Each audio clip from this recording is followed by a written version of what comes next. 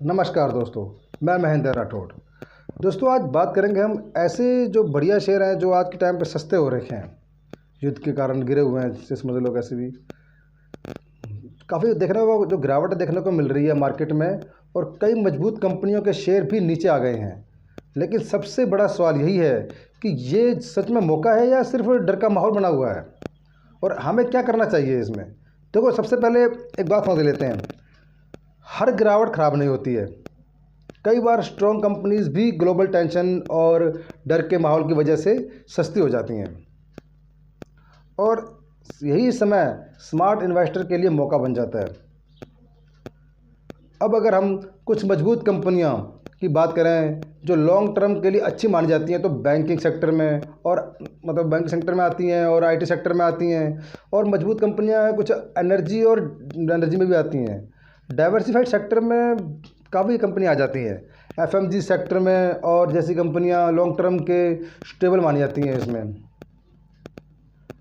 अब सवाल आता है कि हमें इन्वेस्टमेंट कैसे करना चाहिए। तो सबसे पहले जो गलती है जो लोग करते हैं, जो अपने जैसे करते हैं, वो है कि एक साथ पूरा पैसा लगा देना। लेकिन ये गलत तरीका है। आपको हमेशा अपना पैसा हिस्सों में लगाना चाहिए। जैसे अगर आपके पास 50,000 रुपये हैं, 1 लाख रुपये जैसे भी है, तो उसको एक साथ इन्वेस्ट करने के बजाय 5 या 6 हिस्सों में बांट लेना चाहिए। और उसको जो इन्वेस्टमेंट का तरीका है ना, SIP, मतलब कि हर गिरावट पे थोड़ा वेट करो, गिरेगा नीचे तो उस पर इन्वेस्ट कर दो। इसे इस सिंपल भाषा में SIP कहते हैं, या फिर अपना जो तरीका है हर गिरावट में खरीदना, SIP तौर पर ही हो गया एक प्रकार से।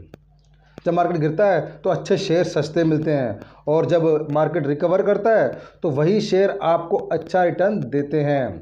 दूसरी बात यह है कि आपको सिर्फ वही कंपनी चुननी है जिनका बिजनेस स्ट्रॉन्ग है। सिर्फ इसलिए कोई स्टॉक मत खरीदो क्योंकि वह सस्ता हो गया है। कई बार सस्ता स्टॉक और सस्ता हो जाता है, वह होता ही जाता है, उसका और भी होता रहता है, ख़त्म नहीं होता एक बार तो। इसलिए हमेशा क्वालिटी और फोकस करो, क्वालिटी फोकस करो, कहीं क्वांटिटी पर नहीं।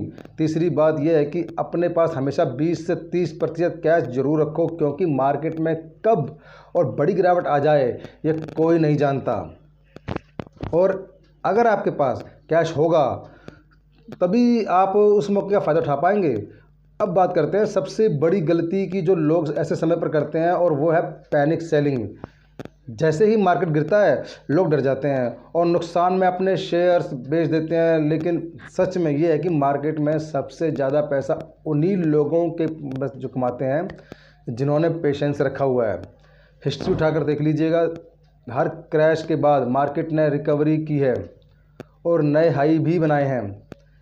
इसलिए शॉर्ट टर्म की जो गिरावट में से डरने की ज़रूरत नहीं होती दोस्तों। अगर आपका गोल लॉन्ग टर्म का है, और एक और बड़ी गलती जो लोग करते हैं वह न्यूज़ देखकर डिसीजन ले लेते हैं, और एक मर गया घबरा गए, न्यूज़ में वो आज डूब गया, फलाना हो गया। हर न्यूज़ आपको डराने का काम ही करेगी। लेकिन स्मार्ट इन्वेस्टर न्यूज़ पर नहीं, डाटा और कंपनी के फंडामेंटल पर भरोसा रखता है। अगर आप बिगनर हैं तो आपके लिए सबसे अच्छा तरीका है सिंपल इन्वेस्टिंग है, जो ज़्यादा कॉम्प्लिकेटेड स्ट्रेटजी मत अपनाना कभी भी। इनमें मत फंस जाओगे, वो ऐसा इतना कॉम्प्लिकेटेड बना दिया मार्केट, इतना है नहीं। बस अच्छे शेयर चुनो, धीरे धीरे इन्वेस्ट करते रहो। अगर आप एक्सपीरियंस्ड हो तो समय आपके लिए अपॉर्चुनिटी का बन सकता है इस वाला, ये जो गिरावट का समय है, क्योंकि गिरावट में ही फ्यूचर के मल्टीबैगर स्टॉक मिलते हैं। लेकिन ध्यान रहे, रिस्क मैनेजमेंट बहुत ज़रूरी है। कभी भी अपने सारे पैसे स्टॉक में मत लगाना, और ना ही एक सेक्टर में लगा दो। डाइवर्सिफिकेशन ज़रूरी है। एक सेक्टर में गिरावट आए तो दूसरे सेक्टर से बैलेंस बन जाता है। एक स्टॉक में गिरावट आए तो जो आपने और ले रखे हैं तो उससे बैलेंस बन जाता है। तो इससे थोड़ा मेंटली डिस्टर्ब नहीं होता बंदा। अब एक सिंपल स्टडी समझ लो कि 5 से 10% पैसा है वो थोड़ा इन्वेस्ट कर सकते हैं, इससे आपका एवरेज प्राइस कम हो जाता है। थोड़ा पैसा बचा के रखो, और रिस्क भी जो होता है वो भी कंट्रोल में आ जाता है।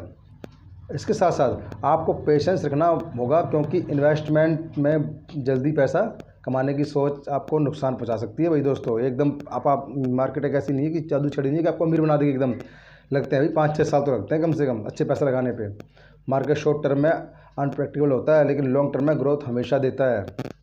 इसलिए अगर आपका टारगेट जो 5 साल, 6 साल, 7 साल है, तो आपको फिर डरने की ज़रूरत नहीं है। बस कंसिस्टेंसी, डिसिप्लिन बनाए रखो। और आखिर में बस यही कहना चाहूँगा कि गिरता हुआ मार्केट हमेशा डर का संकेत नहीं होता है, क्योंकि देखो और भी सेक्टर गिर रहा तो वो भी गिर रहे होंगे ना, ये थोड़ी है कि डूब जाएगा पैसा। कुछ शेयर स्टॉक होते हैं सस्ते हो रहे हैं तो गड़बड़ हो जाती है। और फ्यूचर का सबसे बड़ा मौका यही है, फ़र्क सिर्फ इतना है कि कौन डर के भाग जाता है और कौन समझदारी से इन्वेस्टमेंट करता रहेगा इसमें। अगर आपको ऐसे ही सिंपल तरीके की वीडियो चाहिए हो, तो स्टॉक मार्केट को सीखना हो, तो चैनल को सब्सक्राइब करें और ज़रूर जो क्या नाम लाइक करें और कमेंट करें, और कमेंट में ज़रूर बताएं कि आप अभी इस टाइम मार्केट को इन्वेस्ट कर रहे हैं या सोच रहे हैं या डर रहे हैं मार्केट से। और एक मौका और अपने आप को भी दें भाई, कैसे सीखना है, कैसे बताना है कि मार्केट में कैसे SIP करनी है। नमस्कार।